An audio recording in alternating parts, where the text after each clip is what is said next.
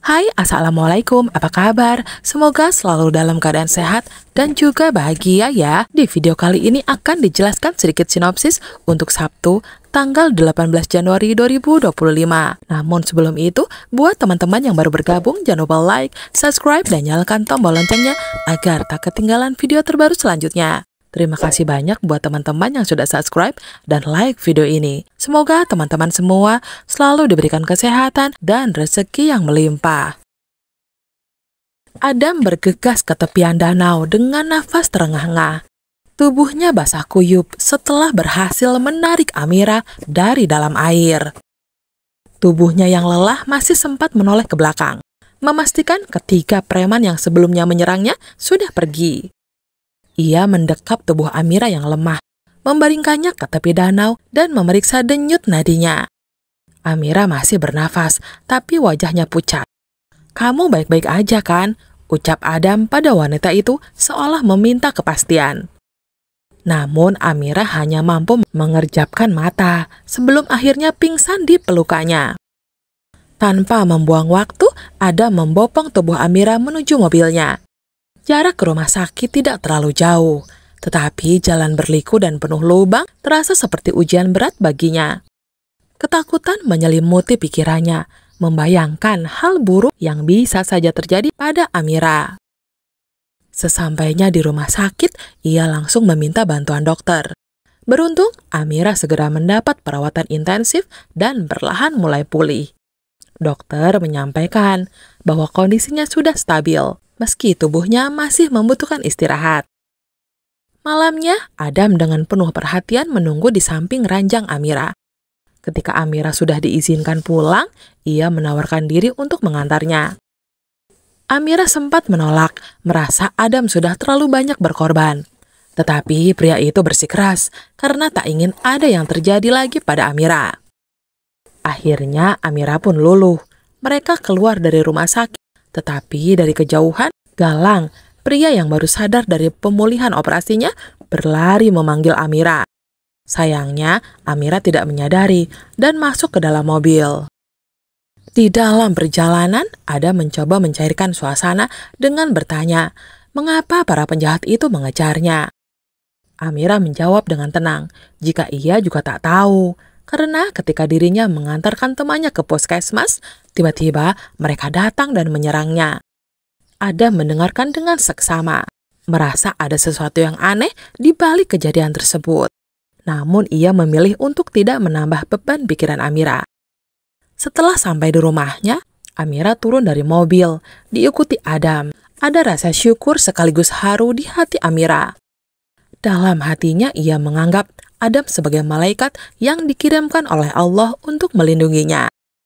Saat hendak berpamitan, Adam meminta nomor ponsel Amira. Tanpa ragu, Amira memberikannya.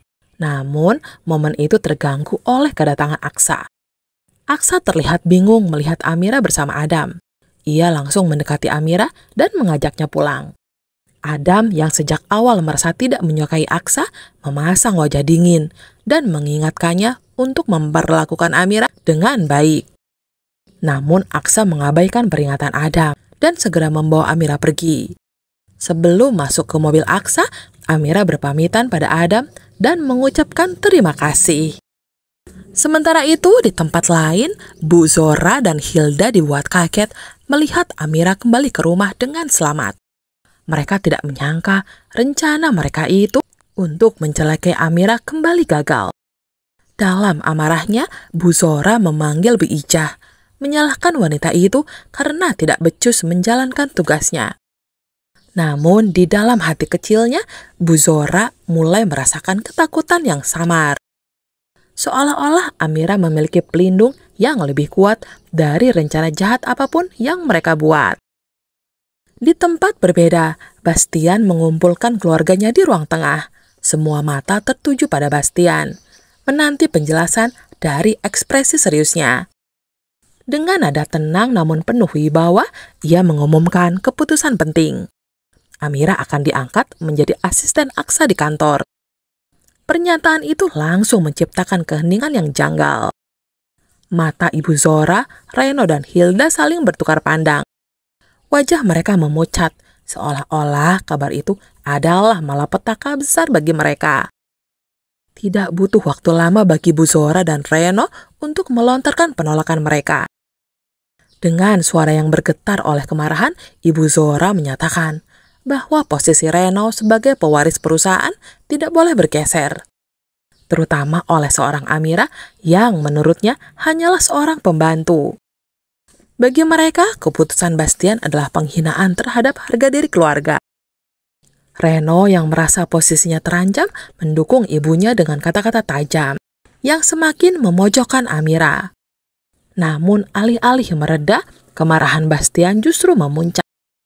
Dengan mata tajam menuding Reno, mengatakan bahwa pendidikan tinggi yang ia berikan ternyata sia-sia karena Reno tidak mampu menjalankan tanggung jawabnya. Bahkan ia menambahkan bahwa kecerdasan Amira jauh melampaui anak kandungnya itu. Ucapan Bastian bagaikan tamparan keras bagi Ibu Zora, Reno, dan Hilda. Mereka merasa terhina sekaligus tak berdaya. Dibandingkan dengan Amira adalah hal yang tak pernah mereka bayangkan sebelumnya. Rasa iri dan dendam yang membara mulai menguasai pikiran mereka. Dalam keheningan yang penuh tekanan, ketiganya mulai merancang rencana jahat untuk menyingkirkan Amira dari kehidupan mereka. Karena bagi mereka, Amira adalah ancaman yang harus dihapuskan. Sementara itu, Aksa hanya bisa terdiam mendengar keputusan ayahnya. Meski terkejut dengan perubahan sikap Bastian yang mendadak baik kepada Amira, Aksa mengakui apa yang dikatakan ayahnya itu adalah benar. Namun di balik persetujuannya itu, ada perasaan bercampur aduk. Ia tak bisa memungkiri kedekatannya dengan Amira, terutama karena tanggung jawabnya terhadap anak yang dikandung wanita itu. Aksa bertekad untuk melindungi Amira dari bahaya apapun yang mungkin mengancamnya. Di sisi lain, Bella mendengar pengumuman itu dengan perasaan gelisah. Ia khawatir bahwa kedekatan Aksa dan Amira akan semakin tak terhindarkan. Terlebih beberapa kali ia menangkap perhatian Aksa yang begitu besar terhadap Amira, seolah wanita itu memiliki tempat khusus di hatinya. Ketakutannya semakin memburuk setelah mendengar ucapan Bu Yuni sebelumnya, yang mengingatkan bahwa Aksa dan Amira bisa saja semakin dekat. Hal ini diperparah oleh kenyataan pahit, bahwa Amira mampu memberikan keturunan untuk Aksa, sesuatu yang selama ini tak bisa Bella lakukan. Bella merasa posisinya terancam, dan di dalam hatinya ia mulai merancang langkah-langkah untuk mempertahankan Aksa tetap di sisinya.